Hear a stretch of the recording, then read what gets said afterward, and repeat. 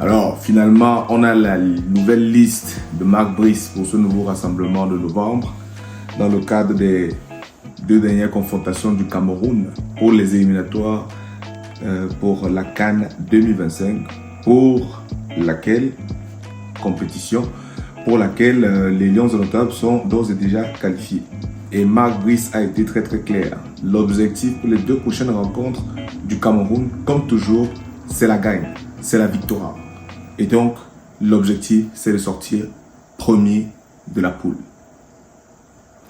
Dans cette liste de 26 joueurs, nous pouvons directement noter l'arrivée de 2 nouveaux joueurs qui sont Arthur Avom et Wility Younoussa. Les 2 joueurs sont en deuxième division en Ligue 2 française. Arthur Avom joue à Lorient et Younoussa joue à Rodez. Younoussa, pour ceux qui ne le connaissent pas, est souvent comparé à Golo Kanté, notamment, je pense, à cause de son profil.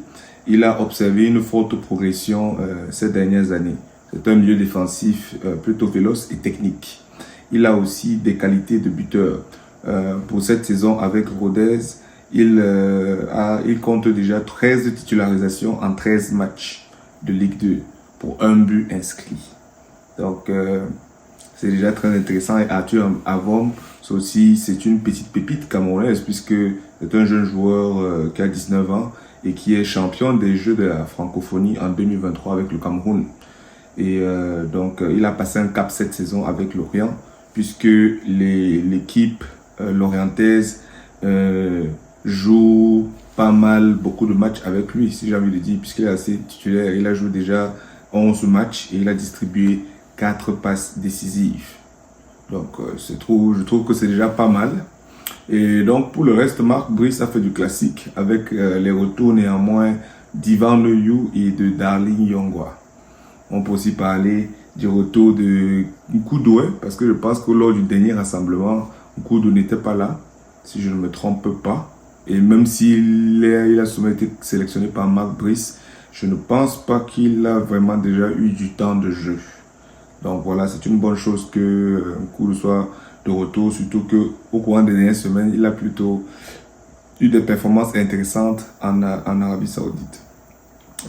Concernant Darling Yongwa, justement, il n'avait jamais été convoqué sous l'ère de Marc Brice. Donc là, c'est une bonne chose. Ça fait que déjà, on sait que du point de vue du côté gauche, bon, on a vu la sortie d'Ivan Dibango, que finalement, est-ce qu'on a vraiment vu lors des derniers rassemblements? Puisque si je ne me trompe pas, ça semblait être qu'il est souvent entré, ou je me trompe. Bref, anyway, Ivan Dibango est sorti de la liste et donc on a l'arrivée de Darling Yongwa. Ça nous donne une vraie concurrence sur le flanc gauche de la défense avec 2 profils un peu distincts.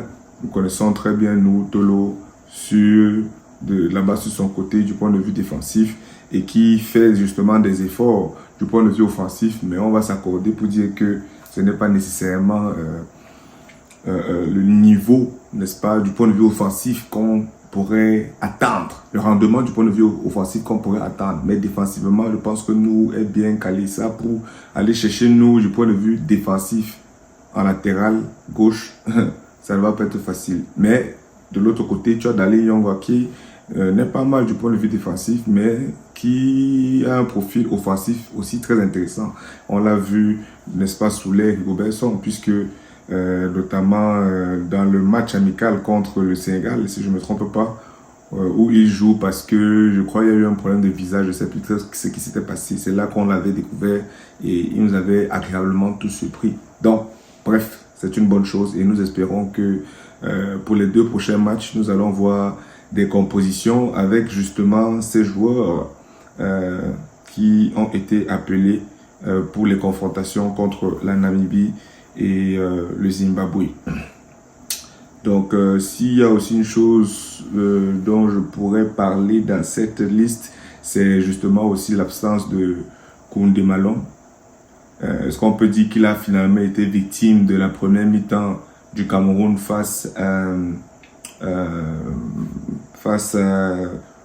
au Kenya lors du match retour?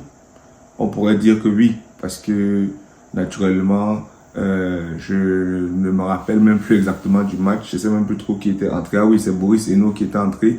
Et quand Boris Eno est entré, on a senti quand même directement du changement. Et Marc Brice, lors de sa conférence, a été très clair qu'on ne donne pas des cadeaux. C'est que on analyse les situations, on donne les chances aux joueurs. Bref, il donne les chances aux joueurs. Et donc, il est question d'arriver sur le terrain et de prouver. Si tu parviens à prouver, ben, c'est sûr que tu maximises tes chances de pouvoir être titulaire, sinon c'est compliqué. Donc voilà, malheureusement pour Koundé, on va lui souhaiter de continuer à bosser fort, mais ça va être compliqué parce que là, on regarde l'avenir et il y a beaucoup de jeunes joueurs camerounais qui sont en train de monter en puissance. Donc c'est très bon parce que là, on a le retour, comme je disais un peu plus tôt, de Ivan Neyou. Hein. On a Arthur avant mon milieu de terrain. On a Wiliti Younoussa, n'est-ce pas? Nous avons Martin Onla, Franck Zamboanguissa, Carlos Baleba. Concernant Faye Collins, on a posé la question en conférence de presse à Marc Brice qui nous a dit qu'en fait, il n'a pas déjà justifié ses choix, qu'il a expliqué ses choix, chose qui peut être différente, ce qui est vrai. Et bon, on va lui donner ça, pas de souci. Il nous explique qu'en fait, Faye est très important dans le groupe, que même si il ne joue pas, que c'est un élément important dans le groupe et que il s'entendrait bien avec tout le monde et que tout le monde l'apprécie bien. Donc, bref, si donc il est en train de nous le dire en français facile que Faye, c'est sa tomate et que de ce fait, on a ce marque, c'était que lui aussi, c'est sa part de tomate qu'il a. Ok, si c'est son porte-bonheur qui apporte les victoires, ah, tant que les victoires sont là, nous on peut dire quoi. Si bien sûr aussi derrière, on a le développement de l'équipe. Et nous ne pouvons pas dire quand même que ce staff n'est pas en train de se battre quand même pour travailler. Parce que, est-ce que cette liste est une liste finale avec laquelle on peut être définitivement satisfait? Pour ma part, je dirais non. Parce que je trouve qu'il y a encore quelques petites choses qu'on peut ajuster. Mais voilà, on a déjà ça, on voit ces améliorations, on voit de nouveaux visages. Et de toutes les façons, pour les 2 prochains matchs, il a dit qu'il faut gagner. Donc, s'il faut faire une symbiose entre ce que nous voulons, les priorités, tout ça, je pense que nous pouvons apprécier franchement cette liste. En attaque, justement, comme je dis, on a le retour de Koudou, mais naturellement, les classiques sont là. Bassogog est là, Mbemo, Boris Eno, Franck Magré, Aboubakar Vincent, Patrick Soko qui a déjà été sélectionné lors du dernier rassemblement, mais qui n'avait pas eu du temps de jeu. On espère pouvoir les voir sur le terrain, voir ce qu'ils ont dans le ventre, n'est-ce pas? Et naturellement, Moumi Ngamalu. On a également posé la question à Marc Brice concernant l'absence de Fabrice Ondoa.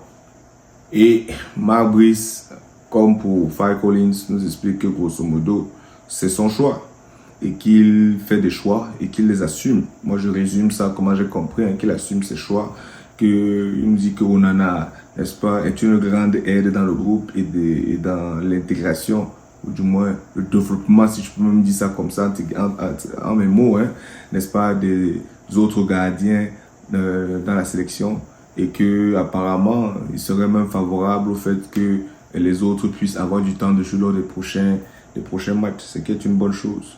Bon, concernant Fabrice Ondoa, la façon dont il parlait, n'est-ce pas, nous explique qu'il y a beaucoup de joueurs et que voilà, comme je disais un peu plus tôt, il doit faire des choix et qu'il pense au futur de l'équipe du Cameroun. Je me pose la question, est-ce à nous dire que Ondoa ne fait donc pas partie de l'avenir? Tout ce qu'on peut souhaiter à Ondoa, c'est seulement de continuer à travailler fort pour pouvoir trouver un club plus intéressant afin que ses performances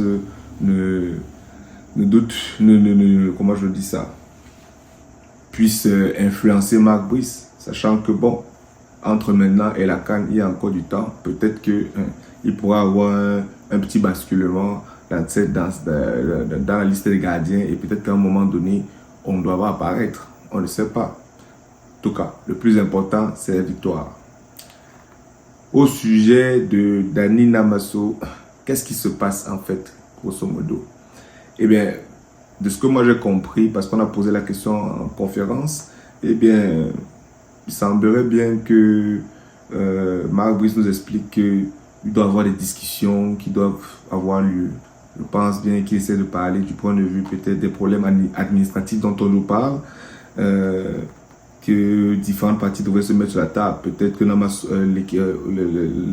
comment je veux dire ça, la partie Namasso doit peut-être être imbriquée dans la discussion. Est-ce que la fédération camerounaise ou d'autres parties doivent être imbriquées? Je ne sais pas.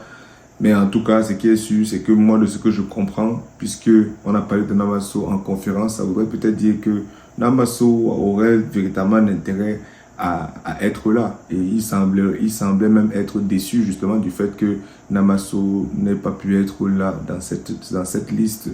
Donc, je pense donc que s'il se positionne comme ça veut donc dire qu'il y a de véritables chances de voir Namasso apparaître dans cette équipe, ou du moins tout autre attaquant, parce que naturellement en tant que entraîneur en chef, n'est-ce pas, de l'équipe nationale du Cameroun, un manager sélectionneur, il est le premier à savoir que notre attaque justement a besoin de jus, de nouveaux talents, hein. On va dire ça comme ça. Et donc s'il a parlé, comme je dis de ça, comme je suis en train de le dire, de ça dans sa conférence, ça veut dire que ça augure de très très bonnes choses. Moi je suis confiant, pas nécessairement spécifiquement concernant Namasso, mais concernant le fait que l'équipe du Cameroun est en train de partir dans la bonne dynamique.